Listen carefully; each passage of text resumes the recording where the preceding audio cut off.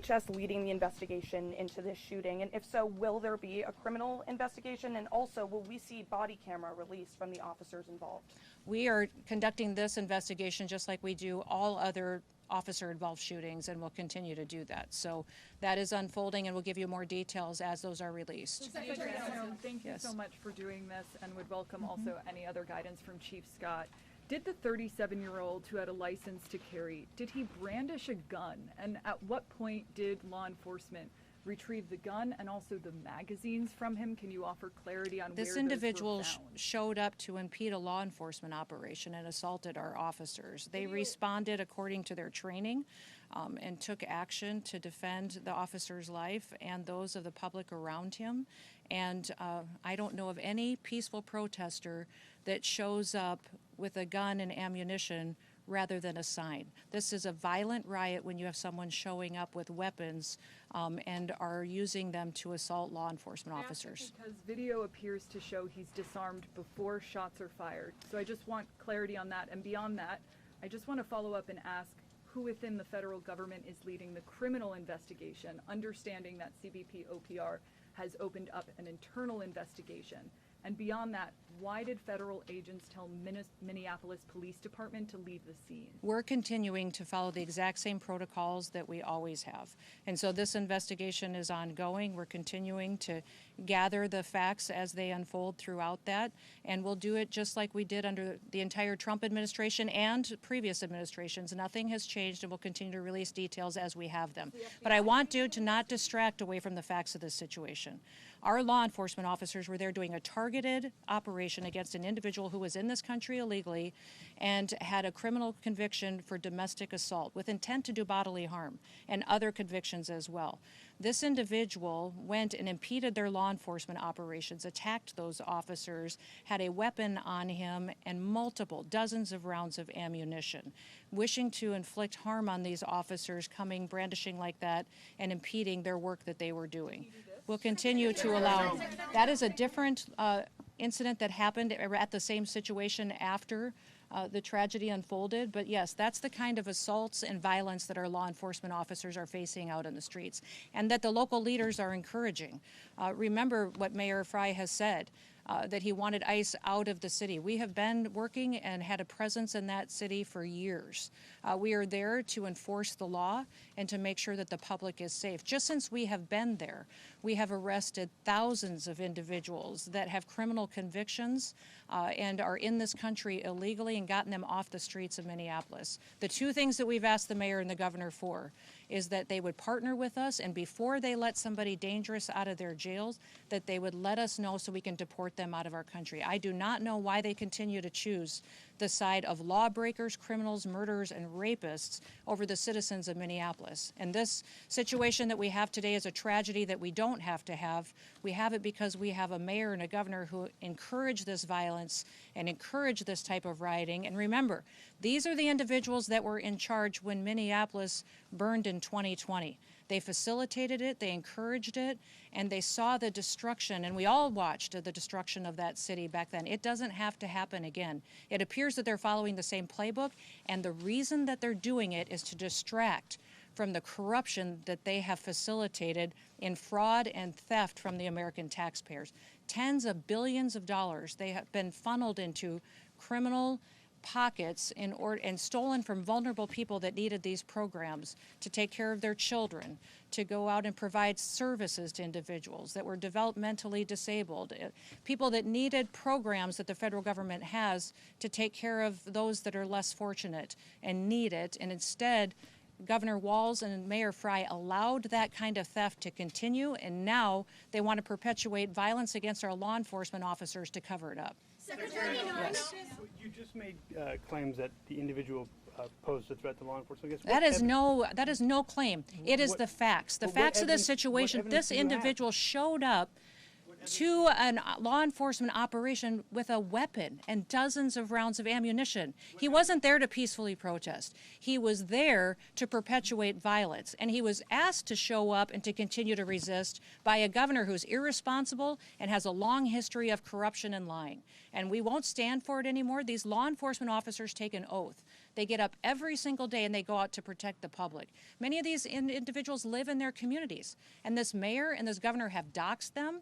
They have allowed people to threaten them and their families and expose their identities in order to instill fear and violence, and that's not what America is about. We're going to continue to tell the truth about Minnesota, Minneapolis, what happened here, the theft over the last many years that these leaders have facilitated, and we're going to continue to do our work to get to the bottom of the investigations. And the one question you should be asking is, the mayor, the governor, and the attorney general have all confirmed that they have been subpoenaed to come in front of a criminal federal grand jury.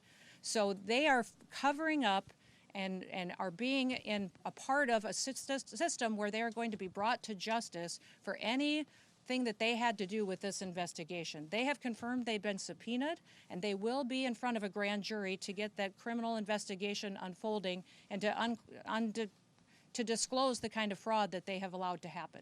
And do you have any plans to leave Minneapolis? The White House has labeled the man who was killed in Minnesota as a domestic terrorist. Is that something you agree with? And have you seen any evidence to back up that claim? When you perpetuate violence against a government because of ideological reasons and for reasons to resist and perpetuate violence, that is the definition of domestic terrorism. This individual who came with weapons and ammunition to stop a law enforcement operation of federal law enforcement officers committed an act of domestic terrorism. That's the facts. Where's the evidence of his ideology, Yes. though? Drew Evans, of the superintendent of Minnesota Bureau of Criminal Apprehension, had said during a news conference today that when federal agents blocked his agency from the shooting scene, when they went, got a judicial warrant, they returned, they were still blocked. Why were they We blocked? have asked these state officials to help partner with us on law enforcement operations for months. Ever since President Trump came into the White House, we've asked them for their partnership to stand alongside of us so we could do targeted operations against criminal illegal aliens and to help us make their streets safer. They have refused over and over and over again, and they have perpetuated a narrative that is absolutely false. And our federal law enforcement officers will continue to do their work, and they'll do that to make America safe again. Secretary Noem. Yes. Thank you. Sorry, this is the second DHS law enforcement operation shooting that's happened this year. There was another incident in Portland. 5 people have also died in immigration detention so far this year. Why is immigration enforcement becoming so deadly under your tenure? Immigration enforcement is exactly what the American people asked for. When we had a Democrat administration in the White House that facilitated an invasion of millions of people over our southern border and let people come into this country that were completely unvetted. We know for a fact that we had hundreds, if not thousands, of terrorists, suspected terrorists, criminal organizations and gangs that came in and have been committing criminal activities against American citizens for years now, that the American people said enough is enough. We want them out of our country. We want them brought to justice. And they trusted President Trump to go out there and to make America safe again. It is absolutely false to say that there's more incidents with our law enforcement than there was in history before. In fact, our accuracy and our operations are being conducted in a manner that is historic for accuracy and taking care of people and doing so safely. So the narrative with the press that they've perpetuated that we have more individuals that have been jeopardized or that our detention centers aren't at the highest standards is absolutely false. Our detention standards and the people that are being taken care of there are at the highest level they've ever been. They exceed state and local standards, and we'll continue to do that and make sure that people have the facts around how people are treated when they're brought into detention, and then we take them home. Yes. We've seen some reports about witnesses being taken to the Whipple Federal Building in Minneapolis. Could you explain why the witnesses of the shooting this morning have been taken to that building? The witnesses to, are you talking about the ones that have been detained that are illegal aliens? No, the witnesses, I think, to the event in Minneapolis. I won't speak to the investigation and the details, and those will continue to unfold, but I do know that we're continuing to follow the same protocols that we always have. Secretary Noem. Was there a question back here on the storm? Does anyone have a question on the storm? We are at FEMA headquarters. Secretary Noem, Yes. If these are targeted arrests, why are these immigration agents going after civilian protests out of their way? And second, This is your individual agency- impeded the law enforcement officers and attacked them. State the facts as they unfolded on the street today. We were doing a targeted operation against an illegal criminal, and this individual came with a weapon and dozens of rounds of ammunition and attacked them. And these agents took action to defend their lives and to defend the lives of the people around them and acted according to their training. And we will continue to let this process go forward and not allow people like Governor Walz and Mayor Frey to lie about what actually unfolded on that street. Now they have deemed this situation an unlawful assembly, and these leaders aren't even cleaning up the situation that they have as far as the violent riots that we see unfolding in Minneapolis right now. They need to be strong, take action, protect their citizens, and partner with us to go after these criminals that perpetuate violence and to keep our law enforcement officers safe. Let's all be grateful for people who take an oath every day and they go out to enforce the laws. That is their job, is to enforce the laws and to make sure that there is consequences for breaking the law in this country and that it applies equally to everybody. That is what they do. They do it every day. They do thousands of operations every single week, and they do it with excellence. Don't let political corrupt leaders who are just trying to cover up their theft of American taxpayer dollars try to distract you from the facts of the situation. One more question, right here. Governor Tim Walz said he told Susie Wiles that Minnesota would take the lead on this investigation. Are you working with local law enforcement on the investigation? This is the same protocol we'll always follow. Who would trust Governor Walz at this point? The man has stood up and encouraged resistance. He has refused to partner with us. He's sacrificed his citizens' safety and their well-being by choosing the side of people who break the law and who steal money and who perpetuate violence. He has chosen all of that and backed an administration previously that allowed an invasion of our country. We need to partner with people who truly understand that the law is the law, and in the United States, we will keep people safe. Thank you. Last question. Does this move the president closer to invoking the Insurrection Act? The president will use every tool that he needs to follow through on his promises to the American people.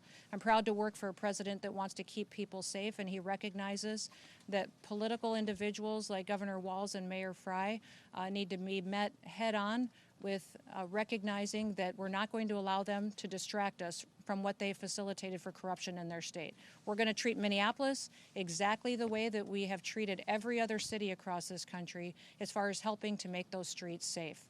Remember, we have other cities with Democrat mayors, Republican mayors that we worked well with together. We've driven down the crime rates, we've driven down the murder rates, we have continued to keep people safe, and we have stopped hundreds of millions of lethal doses of drugs from killing our children, and have continued to do operations to make sure that we're protecting them, our kids and our grandkids, from the criminal networks that Joe Biden let in and leaders like Governor Walz allowed to be successful and to thrive on the streets of Minneapolis.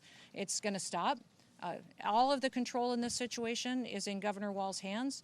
Partner with us on, before you release a murderer out onto the streets, give them to us so we can get them out of our country. We are focused specifically on child pedophiles and sexual assault and trafficking rings in Minneapolis, have brought dozens and dozens of them to justice. Why is he protecting them and refusing to work with us?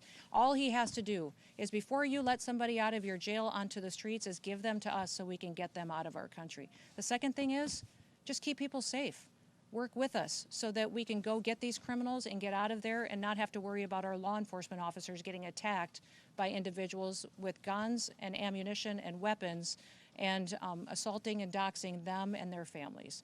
We'll continue to do all that we can. We also want to continue to make sure that everybody recognizes this storm is significant. It's the largest storm that we've seen impact the most states and this big of a population in possibly decades. So we want everybody to recognize the seriousness of it. Please stay home with your family. We will continue to give you announcements. We'll continue to work with your governors to get the resources that you need.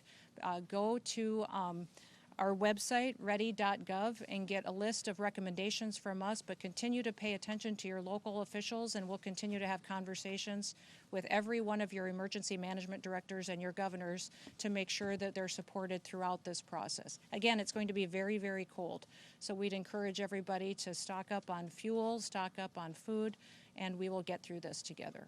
With that, thank you.